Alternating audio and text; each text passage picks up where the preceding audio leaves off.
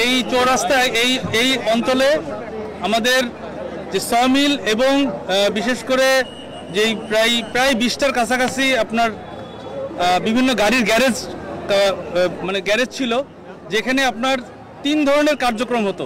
যেমন মেরামতের কার্যক্রম হতো, ডেন্টিং পেন্টিংয়ের কার্যক্রম হতো, ইঞ্জিনের কাজ হতো, আর পেন্টিংয়ের কাজ হতো। এখানে আপনার যে ধরনের দ্রব্যাদি যেমন ছিল, অক্সি অ্যাসিটিলিন শিখা ছিল যেটাতে মেরামতের কাজ হয়, থিনার পেইন্ট ছিল যেটা দিয়ে পেন্টিংয়ের কাজ হয়, অথবা মানে বিভিন্ন এছাড়াও আপনার বিভিন্ন সিলিন্ডার ছিল। এই সিলিন্ডার, এই থিনার পেইন্ট, তারপরে আপনার অক্সি অ্যাসিটিলিন শিখা, আপনারা জানেন এগুলো সবই হাইলি কম্বাসেবল আইটেম।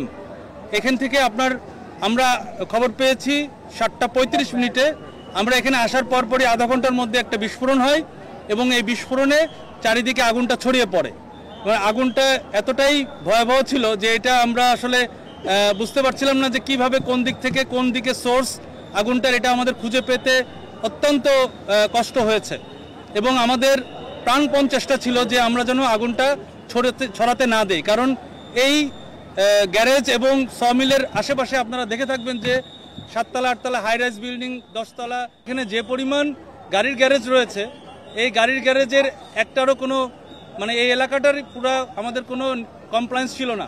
সুতরাং এইটার জন্য কিন্তু আসলে অনেক বড় ধরনের দুর্ঘটনা ঘটতে পারত, আপনার চারিদিকে ছড়িয়ে যেতে পারত, কিন্তু এখন পর্যন্ত এটা কিন্তু মানে হয়নি। এটা আমাদের সবচেয়ে বড় সফলতা এবং আমরা চেষ্টা করেছি আগুনটা যেন না ছড়ায়। এই এরিয়াটা আবারও আমাদেরকে ভালো করে চেক করতে হবে এবং সিলিন্ডার এবং অন্যান্য যেসব থিনার পেইন্ট সহ অন্যান্য হাইলি কম্বাসেবল যেসব আইটেম রয়ে গিয়েছে, এগুলো আমাদের একটা একটা করে এরিয়া চেক করে তারপরে ক্লিয়ার করতে হবে। সুতরাং আমাদের অনেক সময় লাগবে, যদিও এখন নিয়ন্ত্রণ দিয়েছি, কিন্তু আমাদের এই ড্যাম্পিং ডাউনে অনেক সময় লাগবে। এখানে যারা দোকানদার এবং যারা কর্মী রয়েছেন তারা এখনো রয়েছেন।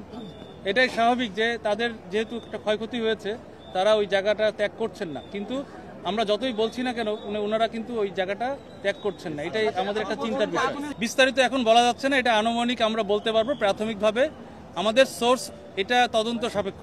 এটা কি কোনো একটা অক্সি অ্যাসিটিলিন শিখা থেকে হয়েছে, না এটা কোনো কেউ সিগারেট খেয়ে করেছে, না কেউ এখানে মানে সাবোটাজ হয়েছে, এই প্রত্যেকটা বিষয় আমাদেরকে দেখতে হবে, বিচার করে দেখতে হবে। তবে এখানে যেটা মনে হয় যে অনেকগুলো সোর্স হতে পারে।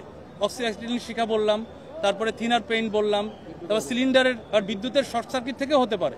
সুতরাং এটা এখন বলা যাচ্ছে না, এটা তদন্ত সাপেক্ষে আমরা বলতে পারবো।